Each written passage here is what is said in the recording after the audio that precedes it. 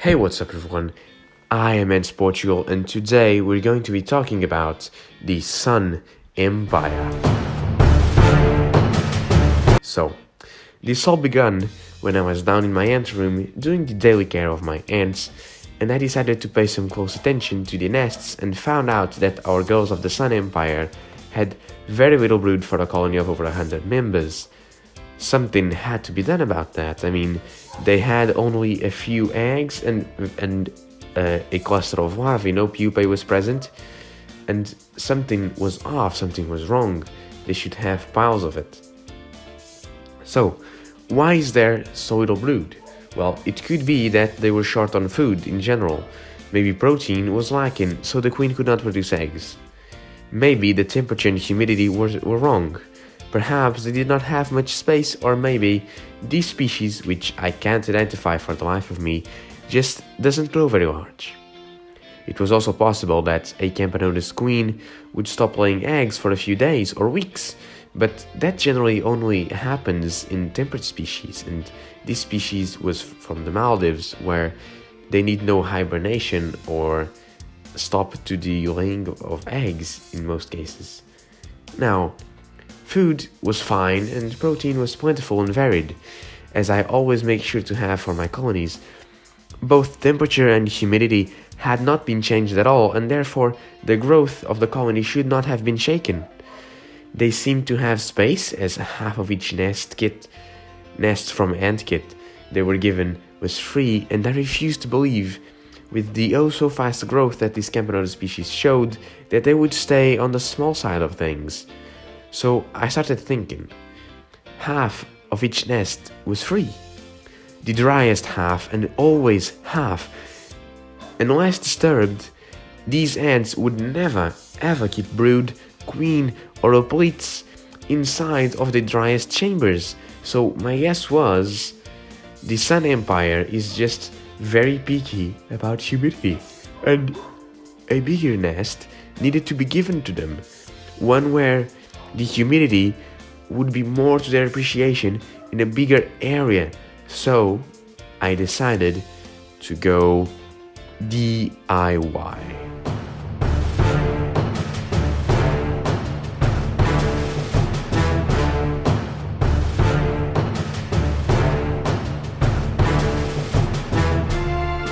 With the help of a Dremel, a drill, a hammer and a chisel, I created the nest I hoped to be suitable for them out of a whitong block.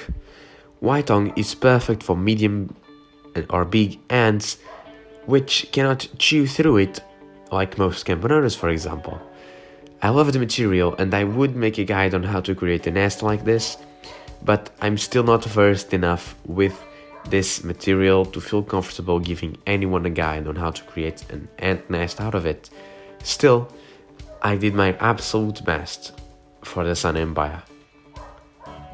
With the nest completed, washed and dried, I took it into my ant room and introduced it to our empire. With the help of some lights, I guided the ants into the better home. They moved in about 2 hours, and I got some cool footage in the meanwhile, which I'll show you right now in a little montage.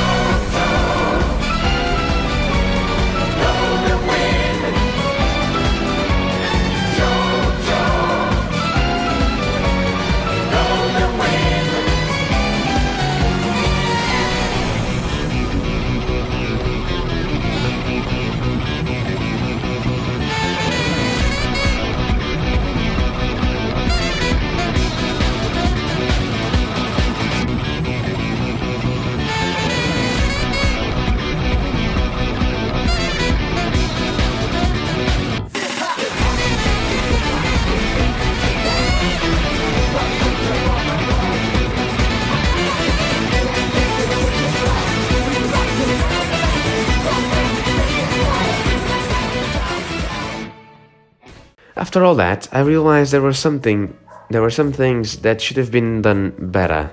So, everyone, out!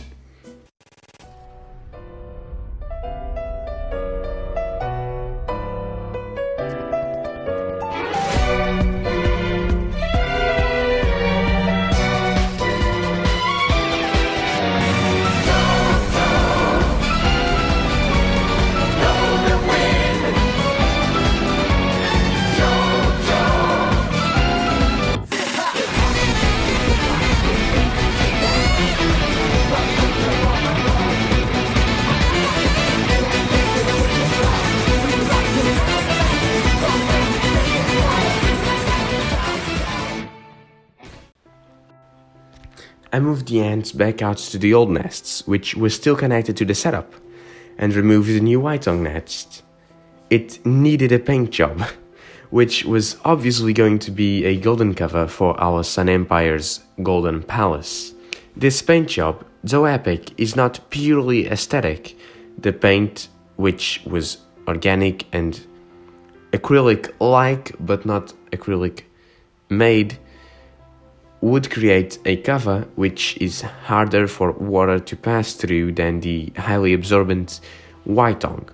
This way, the much-needed humidity will be kept inside for longer.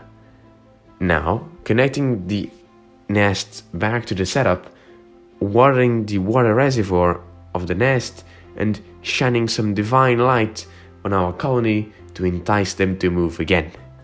Let's let them work their magic.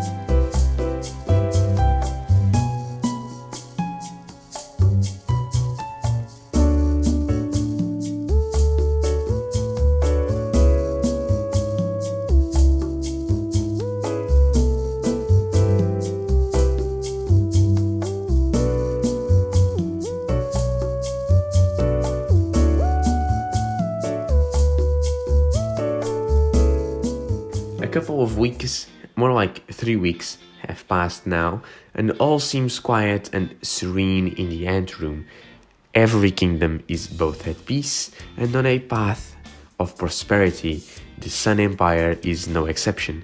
The outworld is quiet. It's technically daytime in here, and these ants prefer the cover of darkness to go out and forage. But following along this tube, we get to the glorious and still haphazardly covered Golden Palace.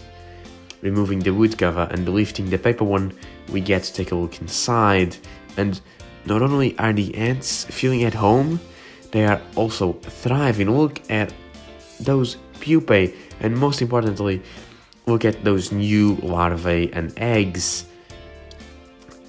Let's cover them up again. We don't want to be disturbing them too much in this epoch of rejuvenation and recuperation, since now they are back on track on the path of glory as one of the colonies under my, or should I say, our care. So guys, what did you think? Did you like the video? How about the new overall setup of the Sun Empire? Let me know your opinion down below, and I hope to see you all in the next one. Bye bye.